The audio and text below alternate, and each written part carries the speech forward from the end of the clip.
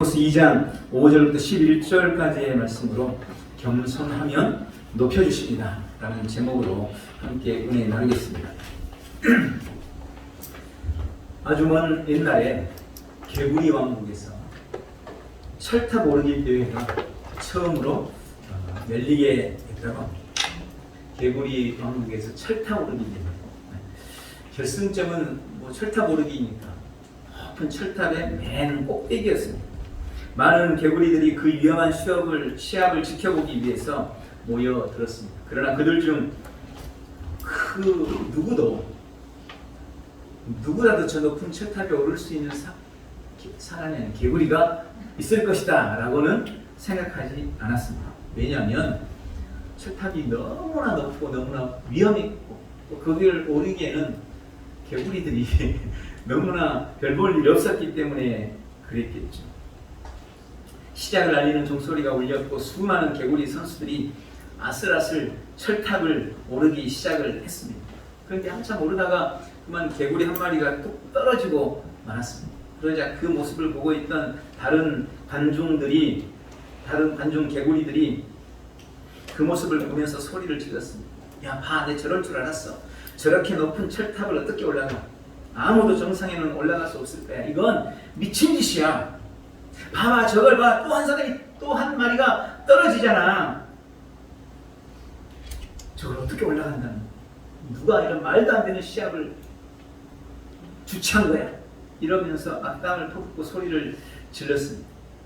선수들은 관중들의 말을 듣자 금방 힘이 빠지고 말았습니다. 여기저기서 선수들이 떨어지고 포기하는 선수들이 속출하고 있었습니다.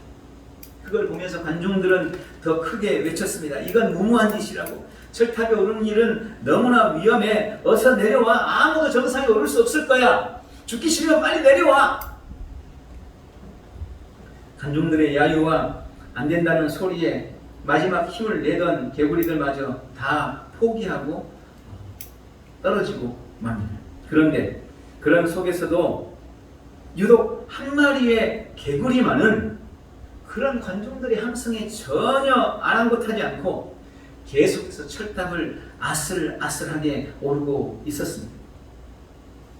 그 남은 개구리 한 마리의 열정과 도전에 소리를 지르고 멸시를 하고 비웃던 개구리들도 어느새 조용해졌습니다. 결국 그 작은 개구리는 철탑 정상까지 도달하고야 말았습니다. 박수와 함성이 터져나왔고 대회가 끝난 후에 사회를 보던 나이 많은 개구리가 정상에 오른 그 젊은 개구리에게 물어봤습니다. 여보게, 자네 정말 대단하군.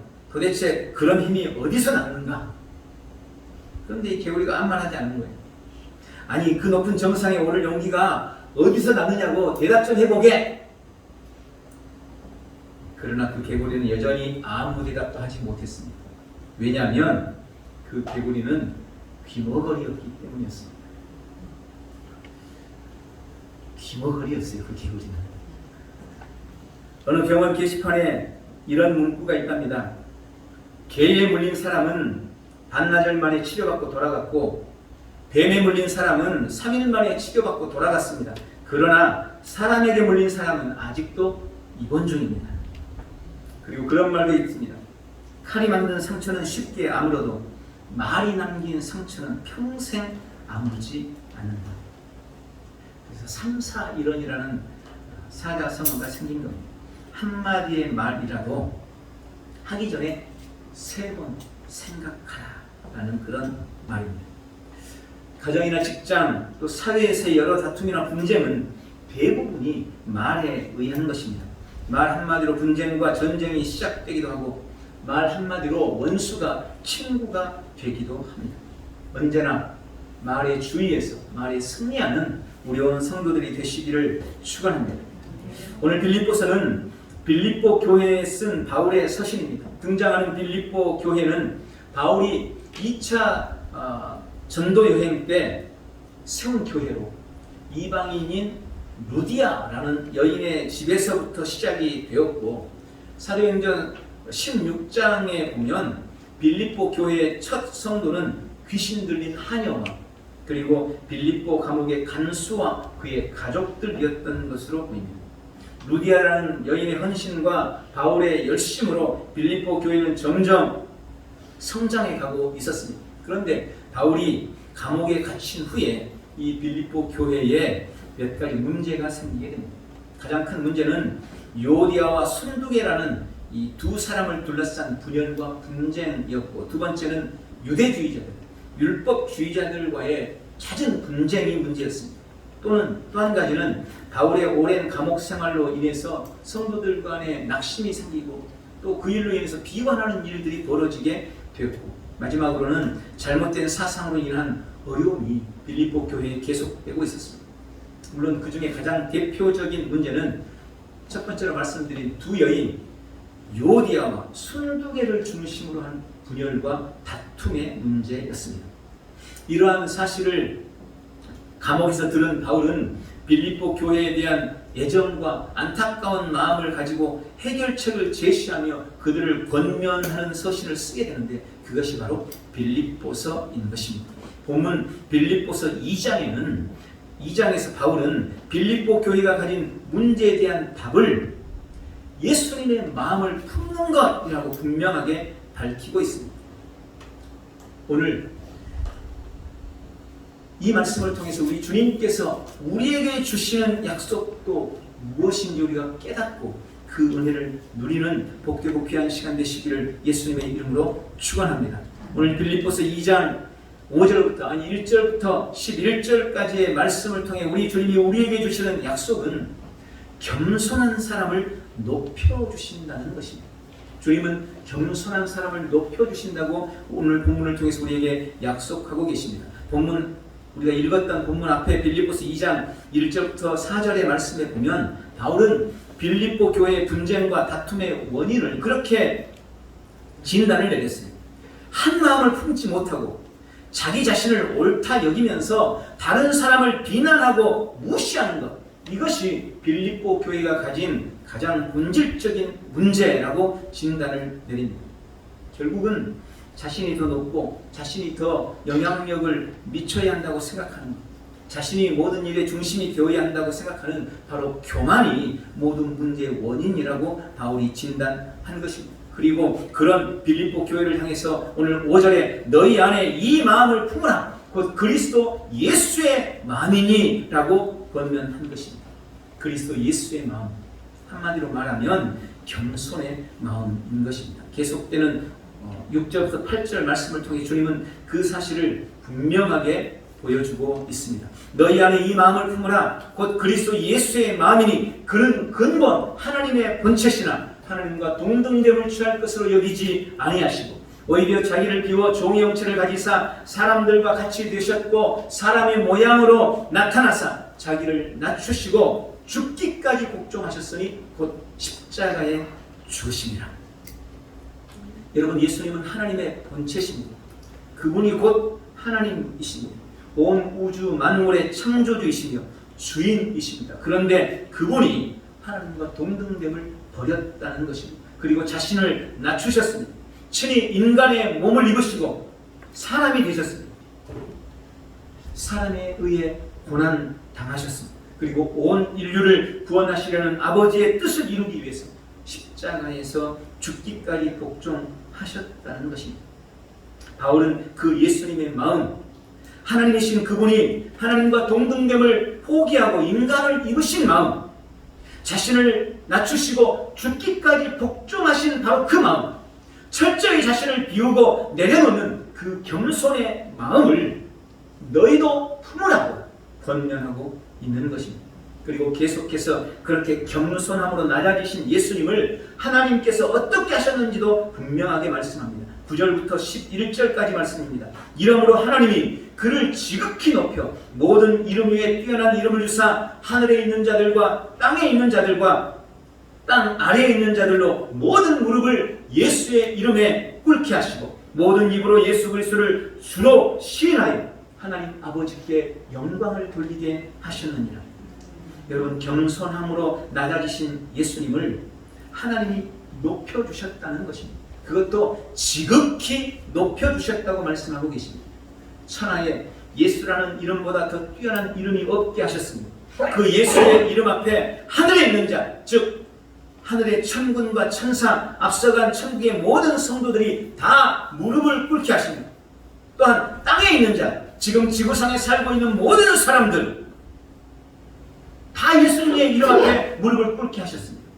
그리고 땅 아래에 있는 자, 사탄, 마귀와 그의 추종자들을 비롯해서 지옥에 있는 영혼들까지 다 그들의 무릎이 예수님의 이름 앞에 꿇도록 하시고 모든 입으로 예수 그리스도를 주님이라고, 주인이라고 그렇게 부르고 고백하도록 하셨다는 것입니다. 할렐루야. 오늘 이것이 낮아지신 예수님에게 하나님께서 주신 은혜와 축복이었습니다. 그리고 이것은 지금 오늘 우리에게도 동일하게 하나님이 약속하고 있는 약속인 것을 믿으시기 바랍니다. 욥기서 5장 11절에 낮은 자를 높이 드시는 하나님이라고 말씀하십니다. 욥기서 22장 29절 네가 낮춤을 받거든 높아지리라고 말하라. 하나님은 겸손한 자를 구원하신다. 네가 낮아지거든 높아질 것이라고 고백하라는 거예요. 마태복음 18장 4절 누구든지 이 어린아이와 같이 자기를 낮추는 그이는 천국에서 큰 자가 될 것이다 약속하십니다. 야고보서 4장 10절 주 앞에서 낮추라 그리하면 주께서 너희를 높이시리라. 베드로전서 5장 6절에도 하나님의 능하신 손 아래서 겸손하라 때가 되면 너희를 높이시리라. 여러분 예전에도 지금도 구약에도 신약에도 우리의 하나님은 겸손한 자, 낮아진 자를 높여주시는 분이시라고 말씀하시는 것입니다. 오늘 이 약속의 말씀을 믿고 그리스도 예수님의 마음, 겸손의 마음을 품고 살리라 결단하는 복되고 귀한 성도들 다 되시기를 예수님의 이름으로 축원합니다. 그러므로 두 번째, 우리는 모든 관계 안에서 교만함을 버려야 합니다. 모든 교만을 버리시기를 축원합니다. 제가 어느 책에서 보니까 현대인의 교만을 네 가지로 정리해 놓은 것을 제가 봤습니다. 현대인의 교만 크게 네 가지라는 거예요. 첫 번째는 지적인 교만입니다. 현대 사회는 과학과 의학 등 지식이 팽배해져 있습니다. 그래서 모든 것을 다 알고 있다고, 또한 모든 것을 다 알 수 있다고 착각합니다. 과학과 지식이 우상이 되어 있는 그런 시대를 지금 우리가 살고 있습니다. 실제로 여러분 뭔가 궁금하면 요즘에 어떻게 하십니까? 그냥 핸드폰 열어서 인터넷 쳐보면 웬만하면 다 나와요. 저도 성경 구절 얼른 기억 안 나면요 그냥 인터넷 쳐봐요. 다음이나 네이버에다가 교만 하고 치면요 교만에 대한 성구들이 주르륵 다 나옵니다. 산에 다니면서 모르는 나무들이 있잖아요. 모르는 꽃들이 있잖아요. 이름을 몰라요. 그러면 네이버 딱 열어가지고 사진 딱 찍어서 뭔가 물어보면 뭔지 그냥 다 나와요. 사람들은 그것으로 교만해지고 있습니다. 뭐든 다 할 수 있다는 거예요. 뭐든 다 안다는 것입니다. 그래서 사람들이 남에게 뭔가를 배우는 것을 싫어하고 그런 교만으로 점점 교만해져 가고 있다. 그게 지적인 교만이라고 이야기하고 있는 거예요. 두 번째는 권력과 물질적 교만을 가지고 있다고 합니다. 권력과 물질이면 모든 것을 다 할 수 있다고 믿고 있습니다. 그래서 권력과 물질을 얻기 위해서라면 양심은 말할 것도 없고 영혼까지라도 팔 수 있는 그런 시대가 지금 되어 있는 거예요. 이런 물질을 위해서는 양심이 필요가 없어요. 가족도 필요가 없어요. 돈을 얻기 위해서 무엇이든지 할 수 있는 그런 시대에 살고 있습니다. 내가 권력만 차지할 수 있다면 무슨 짓이라도 할 수 있는 그런 시대. 그리고 그것으로 자신의 그야말로 권력을 쌓는 것. 그게 바로 권력과 물질적 교만이라고 이야기하고 있는 것입니다. 세 번째는 도덕적 교만이라고 지적했습니다. 사람들은 스스로 법을 만들고 그것으로 자신을 의롭다고 여긴다는 것입니다. 법을 자기들이 만들어 놓고 그 법 안에만 있으면 자기들이 의롭다고 여기는 거예요.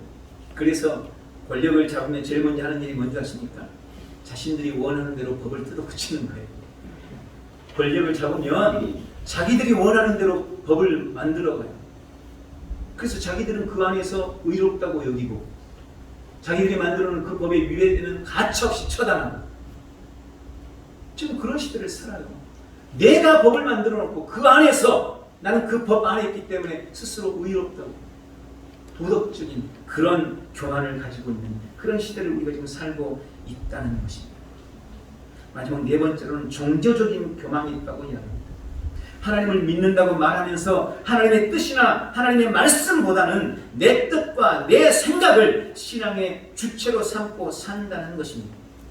신앙의 기준이 하나님의 말씀이 아니라 내가 해오던 어떤 신앙의 습관, 여태까지 해오던 전통, 나의 상황이나 나의 어떤 현실, 나의 편리나 내가 생각하는 윤리, 그것이 내 신앙의 기준이 되고 있다는 거예요. 목사님이 강단에서 말씀하는 것보다 내가 알고 있는 지식이 더 기준이 되고 있는 거예요. 내가 해오던 신앙의 습관이 더 기준이 되고 있는 거예요. 아니, 목사님 꼭 뭐 교회 가야 돼요? 그냥 온라인으로 예배 드려도 예배하는 거잖아요. 그렇게 스스로 종교적인 교만을 가지고 있다는 거예요. 그걸 종교적 교만이라고 이야기했습니다.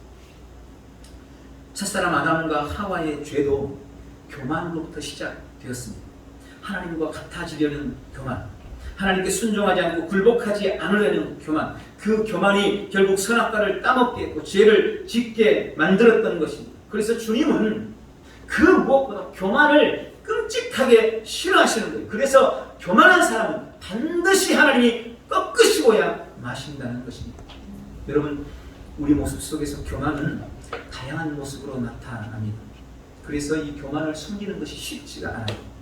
먼저 교만은 우리의 눈을 통해서 드러납니다.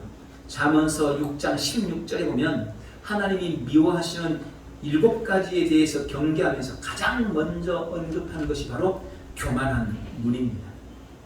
하나님이 미워하시는 것 7이 있는데 첫 번째가 교만한 눈이라는 거예요. 우리의 교만은 대부분 우리의 눈으로 표출된다는 것입니다. 여러분, 흔히 눈을 마음의 창이라고 부르잖아요. 우리 눈에 다 나타난다는 것입니다. 네가 뭘 알아? 라고 무시하는 눈, 조소와 멸시와 비웃음을 가득 품은 눈. 여러분, 그 말하지 않아도 그냥 보면 다 알아요. 아, 저 사람이 지금 나를 비웃고 있구나, 멸시하고 있구나, 나를 무시하고 있구나. 여러분, 그게 교만한 눈인 거예요. 여러분의 눈으로 여러분의 교만이 표출되는 것입니다. 또한 교만은 말로 드러나게 되어 있습니다. 다른 사람을 무시하고 비난하는 말, 분이 가득한 말, 자기 자랑의 말이 대표적인 교만의 말일 것입니다. 혹시 나의 눈빛, 나의 말에는 교만이 담겨져 있지는 않습니까? 오늘 우리 자신들을 돌아보고 교만을 버리시기를 바랍니다. 본문 앞에 빌립보서 2장 3절에 보면 바울은 당시 빌립보 교회를 향해서 그들을 통해 드러난 교만의 모습을 3가지로 표현하고 그들에게 경계하고 있습니다. 3절에 아무 일이든지 다툼이나 허영으로 하지 말고 오직 겸손한 마음으로 각각 자기보다 남을 더 낮게 여기라. 여러분, 먼저 교만은 다툼으로 나타난다고 이야기합니다. 보통 다툼은 지나친 경쟁심에서 비롯됩니다. 빌립보 교회에 2 성도가 있었어요. 그들은 정말 신실하고 열심히 있는 사람들, 충성된 일꾼들이었습니다. 바로 유오디아와 순두개라는 여인이었습니다. 누구보다 열정적인 믿음을 가졌고, 누구보다 앞장서서 전도하고, 누구보다 앞장서서 봉사하고, 열심히 주님을 섬겼고 교회를 섬겼습니다. 여러분, 교회 안에는요, 그런 충성된 성도가 반드시 있어야 돼요. 그런 열심히 있는 사람이 반드시 있어야 합니다. 그런데 문제는 그들이 가진 경쟁심이었습니다. 정확하게 말하면 지나친 경쟁심이었습니다. 사람은 누구나 본능적으로 남에게 지기 싫어하죠. 당연한 건 아니겠습니까? 그런데 그것이 지나치면 문제가 되는 것입니다. 늘 그런 사람들 때문에 분쟁이 일어나요. 유오디아와 순두개도 열심히 있는 일꾼들이었지만, 그래서 교회의 2 기둥과 같은 그런 사람들이었지만 지나친 경쟁심으로 말미암아 서로 다툼이 끊이지를 않았던 것입니다. 그리고 바울은 그 뿌리를 교만으로 본 것입니다. 교만이 다툼으로 나타난 겁니다. 우리 안에 다툼을 버리시기를 바랍니다. 2번째, 교만은 허영심으로 나타납니다. 오늘 본문의 허영이라는 것은 알맹이 없는 영광이나 자랑, 내용이 없는 영광이나 자랑을 허영이라고 부릅니다. 쉽게 말하면 껍데기에 집착한다는 것. 다른 말로 말하면 인류병, 혹은 요즘에 뭐 그런 말이잖아요. 연예인병, 뭐 이런 거. 늘 내가 최고가 되어야 하고, 내가 언제나 이겨야 하고, 내가 더 빛나야 하고, 내가 좀 더 앞서야 한다는 생각. 그래서 없는 것도 있는 체하고, 소위 말하면 폼에 살고 폼에 죽는 것. 이게 허영입니다. 바울은 그런 허영심도 그 뿌리가 교만이라고 보고 그것을 경계하고 있는 것입니다. 오늘 우리 안에 허영을 제거하시기 바랍니다. 세 번째로 교만은 나를 더 낮게, 나를 더 높게 여기는 것입니다. 여러분 사실 이것이 바로 교만의 정의입니다. 교만은 나를 다른 사람보다 더 낫다고, 나를 더 우월하게, 나를 더 높게 여기는 것입니다. 그래서 교만한 사람은 똑같이 일을 해놓고도 그렇게 생각해요. 그 사람은 대충대충 일했고 나는 열심히 최선을 다해 정성을 다해서 일했다고 생각합니다. 똑같이 하나님 앞에 헌금을 해놓고 그 사람은 의무적으로 할 수 없이 억지로 했지만 나는 자원하는 마음으로 진심으로 기쁨으로 감사함으로 헌금했다고 생각하는 거예요.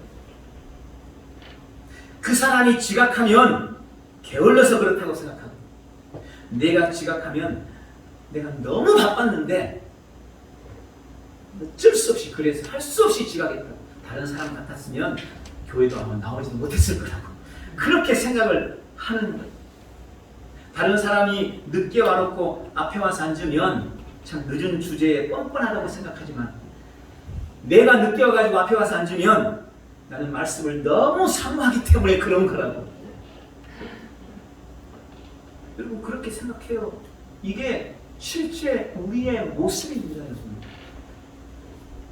여러분 속에는 그런 마음이 없습니까? 우리 안에는 다른 성도들, 다른 교우들과의 관계 속에서 그런 태도나 그런 생각, 그런 마음이 한 번도 없었나요? 오늘 우리 자신들을 돌아보시기 바랍니다. 오늘 우리 안에서 다툼과 허영을 버리시기 바랍니다. 나보다 그 사람을 더 높게, 그 사람을 더 낮게 여기시기를 바랍니다. 모든 관계 속에서 교만을 버리시기를 예수님의 이름으로 축원합니다. 그리고 마지막으로 오늘 여러분의 겸손을 보이시기를 바랍니다. 본문 6절과 8절에는 예수님의 마음, 예수님의 겸손에 대해서 구체적으로 말씀을 하시는데 저는 그 말씀 속에서 예수님의 겸손을 세 가지로 요약했습니다. 첫 번째, 예수님은 겸손함으로 자기를 비우셨습니다. 예수님의 겸손은 자신을 비움으로 나타났다는 것입니다. 오늘 6절, 7절에 그는 근본 하나님의 본체시나 하나님과 동등됨을 취할 것으로 여기지 아니하시고 오히려 자기를 비워라고 말씀하십니다. 예수님은 겸손으로 자신을 비우셨습니다. 하나님이신 그분이 하나님으로서의 권위와 권능을 내려놓고 이 땅에 오셨습니다. 그리스도로서의 권세와 능력마저 그분은 내려놓으셨습니다. 자신을 죽이려는 수많은 무리들 앞에서 하늘의 천군 천사를 얼마든지 동원할 수 있었지만 주님은 겸손으로 그것을 포기하고 내려놓으셨습니다. 철저히 자신을 부인하고 자신을 비우십니다. 그것이 예수님의 겸손이라고 말씀하고 계시는 것입니다. 오늘 우리에게도 그런 비움이 있기를, 그런 겸손이 있기를 예수님의 이름으로 축원합니다. 두 번째로 오늘 본문에 예수님은 겸손으로 자신을 낮추셨습니다. 예수님의 겸손은 자신을 낮추심으로 나타났습니다. 7절, 8절에 종의 형체를 가지사 사람들과 같이 계셨고 사람의 모양으로 나타나사 자기를 낮추시고 라고 말씀하십니다. 하나님이 사람의 형체, 하나님이 육신을 입는다는 것은 상상할 수 없는 자기 비하입니다. 예수님은 자신을 더 이상 낮출 수 없을 때까지 철저하게 낮추셨어요. 그게 하나님이신 그분이 인생이 되신 것입니다. 가장 높은 분이 가장 낮은 곳으로 오셨습니다. 가장 귀한 분이 가장 천한 모습으로 오셨습니다. 가장 강하신 분이 가장 약한 모습으로 이 땅에 오셨습니다. 그리고 그런 낮은 모습으로, 그런 천한 모습으로, 그런 약한 모습으로 이 땅에서 삶을 살아내셨습니다. 예수님은 철저히 자신을 낮추시니 겸손을 실천하시는 것입니다. 오늘 높아지려는 우리 자신을 잡아 예수님처럼 낮추고 주 앞에 겸손을 보이는 복되고 귀한 성도들 되시기를 축원합니다. 마지막으로 예수님은 겸손으로 죽기까지 복종하셨습니다. 8절에 보니까 죽기까지 복종하셨으니 곧 십자가에 죽으십니다. 주님은 자신을 낮추셨을 뿐 아니라 자발적인 순종으로 십자가를 지셨습니다. 하나님이신 그분이 하나님과 동등됨을 포기하고 철저히 자신을 비우고 낮아지셨습니다. 그리고 거기에는 아버지의 뜻 앞에 철저히 복종하셨는데 죽기까지 복종하셨다는 것입니다. 여러분, 아무리 자녀가 부모에게 순종을 잘한다 할지라도, 아무리 순종을 잘하는 자식이라고 할지라도 부모가 너 죽으라고 그러면 죽을 수 있는 자녀가 있겠습니까? 이삭처럼 아버지가 칼을 빼들고 찌르려고 하는데 아버지가 원하신다면 죽어드려야죠. 그리고 순순히 아버지가 내리치는 칼을 맞아 그냥 죽어주겠냐는 거예요. 저 같아도 그렇게 못하겠어요. 안 할 거예요. 아니, 이 노인네가 나이가 120이 넘더니 이제 노만 끼고 왔나 이러면서 그냥 쑥 밀치고 그 자리를 떠나지 않겠습니까? 그게 우리의 모습이 아니겠냐는 거예요. 그런데 예수님은, 그리고 이삭도 겸손으로 아버지에게 복종하되 죽기까지 복종하셨습니다. 예수님은 그 죽음의 십자가의 죽음으로 자신의 겸손의 증거를 삼으셨던 것입니다. 오늘 우리는 어디까지 겸손해질 수 있겠습니까? 얼마나 나를 비울 수 있겠습니까? 얼마나 나를 낮추고 어디까지 복종할 수 있겠습니까? 또 우리는 무엇으로 우리의 겸손을 보일 수 있겠습니까? 오늘 여러분의 눈에 겸손을 담으시기 바랍니다. 다른 사람을 조소하고 비웃고 멸시하는 교만한 눈 대신 온유하고 부드러운 겸손을 여러분의 눈에 담고 그 겸손의 눈으로 사람을 보고 성도를 보고 교우를 보고 식구를 보고 이웃을 바라보는 겸손의 사람들이 되시기를 바랍니다. 또한 오늘 우리의 말에 겸손을 담으시기를 바랍니다. 무시하고 비난하고 다투는 말이 아니라 격려하고 위로하며 칭찬하는 말, 상대를 높이고 축복하는 겸손의 말을 여러분의 입에, 여러분의 말에 담으셔서 겸손을 보이시기를 축원합니다. 오늘 우리의 모든 삶에서 예수님의 겸손을 보이시는 복된 성도들이 다 되시기를 축복합니다. 말씀을 맺습니다.